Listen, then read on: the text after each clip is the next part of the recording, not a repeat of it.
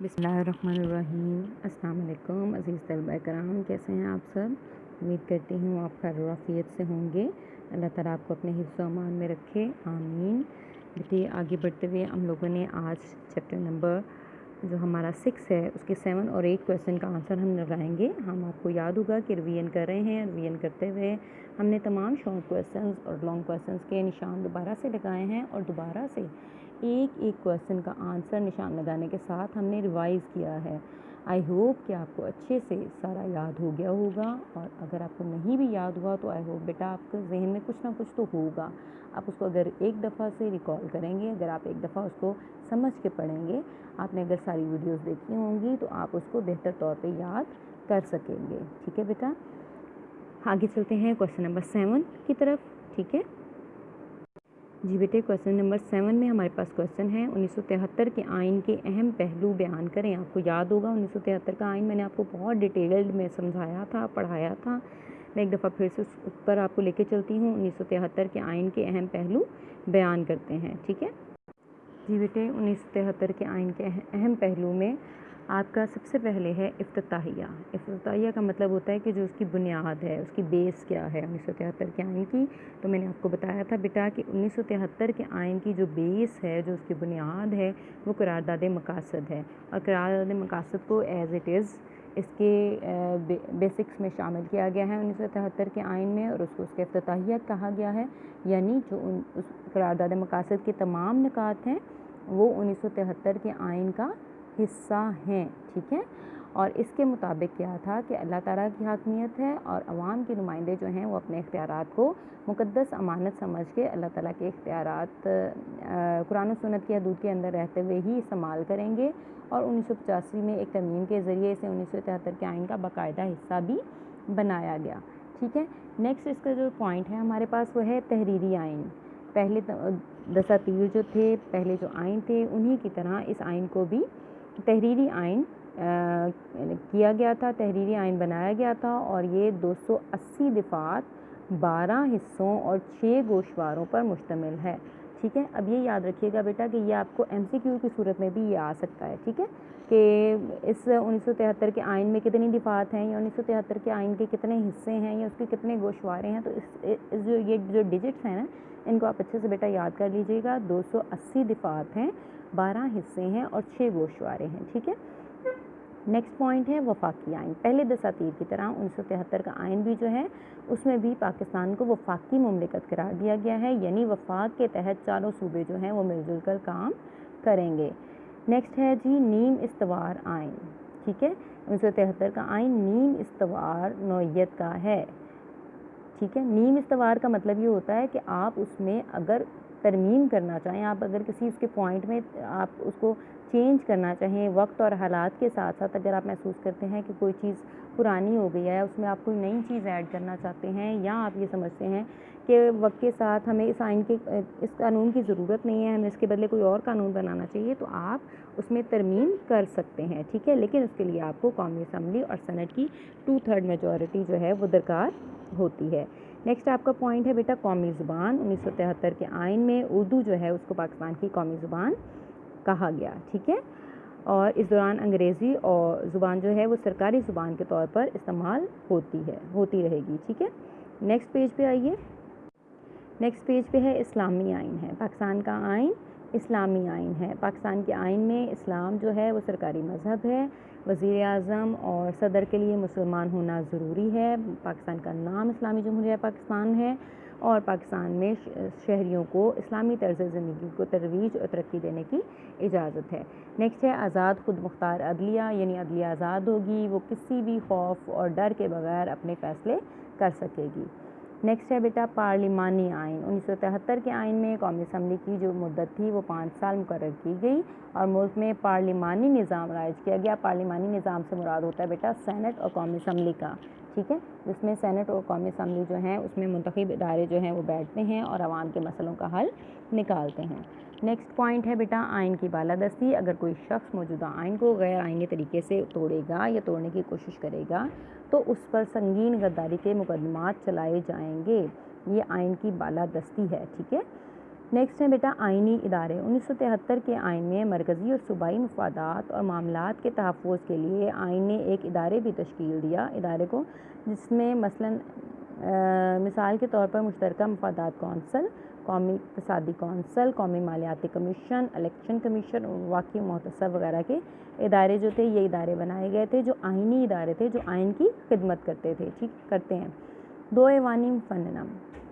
1973 کے آئین کے مطابق پارلیمنٹ 2 ایوانوں پر مشتمل ہوگی، جس میں ایوان بالا جس کو سینٹ کہا جاتا ہے اور ایوان زیری جس کو قومی اسمبلی کہا جاتا ہے، ان دونوں پر مشتمل ہوگی، اور ان کی جس میں صوبوں کو مساوی نمائندگی دی جائے گی، اور اس میں وہ مستقل ایوان ہے جس کی میعاد 6 سال ہے۔ کس کی میعاد؟ سینٹ کی میعاد 6 سال ہے، اور اس میں صوبوں کو مساوی نمائندگی دی جائے گی۔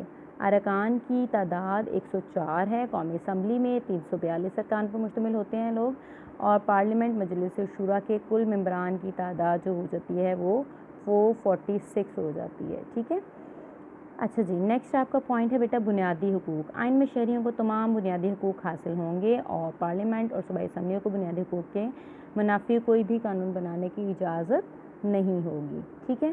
اب اس کویسچن کا آنسر ہم اگر لگائیں، کویسچن نمبر 7 کا آنسر، تو ہمارا کویسچن کا آنسر شروع ہوتا ہے یہاں سے، ٹھیک ہے۔ افتتاحیہ سے ہی اس کا آنسر سٹارٹ ہو جاتا ہے، اور اس کے بعد اس کا اینڈ ہوگا بیٹا اس پیج کے اوپر، 3rd پیج کے اوپر یہاں تک، ٹھیک ہے۔ اس کے تمام پوائنٹس آپ نے اچھے سے یاد کرنے ہیں، اور میں آپ کو پہلے بھی بتا چکی ہوں کہ یہ کویسچن آپ کا ایک امپورٹنٹ کویسچن ہے، سو آپ اس کو اگر اچھے سے یاد نہیں کریں گے تو یہ آپ کے لیے مسئلہ ہوگا۔ آپ نے اس کو اچھے سے یاد کرنا ہے، یہ اکثر پیپرز میں آ جاتا ہوتا ہے، ٹھیک ہے۔ کویسچن نمبر 7 کے بعد ہمارے پاس کویسچن نمبر 8 کون سا ہے، اس کو دیکھتے ہیں جی۔ نیکسٹ پوائنٹ کویسچن نمبر 8 میں 2 ہمارے پاس انہوں نے کویسچنس کیے ہیں۔ پہلا ہے جہاد افغانستان، اور دوسرا ہے وزیر اعظم ذوالفقار علی بھٹو کے دور میں صنعتوں کا قومیانہ۔ ہم پہلے جہاد افغانستان کا نشان لگاتے ہیں جی بیٹے۔ پیج نمبر 15 پہ یہ آپ کے پاس ہیڈنگ ہے جہاد افغانستان اور مہاجرین کا مسئلہ اور پاکستانی معاشرے پر اس کے اثرات۔ ایک ہی ہیڈنگ آپ نے یہاں پہ صرف دینی ہے، یہ ساری ہیڈنگز نہیں دینی، آپ نے صرف یہاں پہ جہاد افغانستان کی ہیڈنگ دینی ہے، اس باقی ساری ہیڈنگز کو آپ نے نہیں لکھنا ہے، ٹھیک ہے۔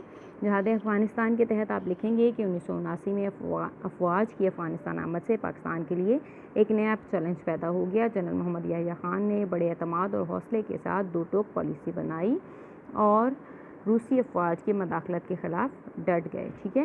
اور اس سے کیا ہوا؟ جہاد کا آغاز ہوا، ہیڈنگ دیں گے آپ، اور اس کے بعد آپ لکھیں گے کہ افغانستان کے عوام دل کے روس کے حملے کے خلاف اٹھ کھڑے ہوئے اور جہاد شروع کر دیا۔ حکومت پاکستان کی اخلاقی مدد کے سبب افغان مجاہدین کے حوصلے بلند ہوئے، اور مجاہدین نے ہر محاذ پر روسی افواج کو عبرتناک شکست دی۔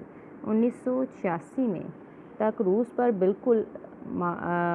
جو تھا وہ بالکل مایوس اور بے بس ہو گیا تھا، تاہم جہاد جو تھا وہ جاری رہا، اور جب اسے اپنی شکست صاف نظر آنے لگی تو اس نے اپنی جان کے لالے پڑ گئے۔ نیکسٹ اس نے کیا کیا کہ جنیوا معاہدہ کیا، ٹھیک ہے۔ جنیوا معاہدہ اپریل 1988 میں امریکہ میں ہوا، اور روس نے جنیوا میں ایک معاہدہ کیا جس میں پاکستان کے وزیر اعظم محمد خان جونیچو بھی شریک ہوئے تھے، اور انہوں نے اس پر دستخط کیے تھے۔ روس نے اپنی شکست کو تسلیم کیا تھا، اور اس نے وعدے کے مطابق 15 فروری 1989 کو اپنی فوجیں افغانستان سے واپس بلا لی تھی، اس لیے جہاد افغانستان جو تھا وہ ختم ہو گیا تھا، ٹھیک ہے۔ نیکسٹ پاکستانی معاشرے پر اس کے اثرات، یہ آپ سے پوچھے نہیں گئے اس لیے آپ نے اس کو نہیں بتانا ہے، اگر آپ سے پوچھے جائیں تو آپ ضرور اس کو بتائیے گا، لیکن یہاں آپ سے یہ نہیں پوچھے گئے تو اس لیے آپ نے صرف اوپر جہاد افغانستان کی ہیڈنگ دینی ہے، نیچے یا 2 لائنیں لکھیں گے، جہاد کا آغاز، اور اس کے بعد جنیوا معاہدے کے بعد یہ آپ کا جو الف حصہ ہے یہ اختتام پذیر ہوتا ہے، ٹھیک ہے۔ کویسچن نمبر 8 کا الف حصہ ہے یہ، کویسچن نمبر 8 کا الف حصہ۔ کویسچن نمبر 8 کے بے حصے کی طرف چلتے ہیں، جس میں کویسچن تھا کہ وزیر اعظم ذوالفقار علی بھٹو کے دور میں صنعتوں کا قومیانہ، اس پر آپ نوٹ لکھیں تو اس کو دیکھتے ہیں جی بیٹا۔ اس کویسچن کا آنسر جو ہے صنعتوں کو قومی تحویل میں لینا، تو اس کا آنسر آپ کا بے حصے کا یہاں سے سٹارٹ ہوگا، جس میں آپ کی ہیڈنگ ہوگی وزیر اعظم ذوالفقار علی بھٹو صاحب کے دور حکومت میں صنعتوں کو قومی تحویل میں لینا، ٹھیک ہے۔ اس میں آپ بتائیں گے کہ 1971 میں ملک کے 60% صنعتی اثاثے اور 80% انشورنس کا کاروبار صرف 22 خاندانوں کی ملکیت تھا۔ 22 دسمبر 1971 کو بھٹو حکومت نے 22 سرمایہ دار خاندانوں کے پاسپورٹ ضبط کیے، 19 کمپنیوں کو جاری کیے گئے 10 کروڑ سے زائد के सनती लाइसेंस गैर कानूनी करार दिए। जुल्फ़िकार अली भुट्टो पाकिस्तान में सनती तरक्की और इस्तेहकाम के लिए अवाम की तरक्की को ज़रूरी ख्याल करते थे, जिनके दिल में अवाम की भलाई का जज्बा था। और आपने क्या किया कि आपने सरमायादारों, दौलतमंदों और कारखानादारों से पॉलिसियों से इत्तफाक नहीं किया और उनसे सनतों को आपने वापस सरकारी तहवील में ले लिया था। ठीक है, और कौन कौन सी सनतों को लिया था ये नीचे मौजूद हैं। पुर्जे जोड़ कर मोटर गाड़ियाँ बनाने वाली सनत, फौलाद साजी की, केमिकल की सनत। नेक्स्ट पेज पे आइए तो हमारे पास है यहाँ पे भारी मशीनों की सनत, पेट्रोलियम की, केमिकल्स की सनत, सीमेंट की सनत, ट्रैक्टर प्लांट वगैरह बनाने की सनत। ठीक है, तो ये सारी हैं। अब सनती इस्लाहात के तहत इसमें क्या किया गया कि 20 सनती इदारों के डायरेक्टर बरतरफ कर दिए गए, उनकी इंतज़ामी पॉलिसियाँ ख़त्म की गईं और हर सनती इदारे के इंतज़ामी अमूर को चलाने के लिए अलग-अलग इंतज़ामी डायरेक्टर मुकर्रर किए गए। और 16 जनवरी 1972 को मुल्की मफाद के तहत मज़ीद 11 सनती इदारे कौमी तहवील में ले लिए गए।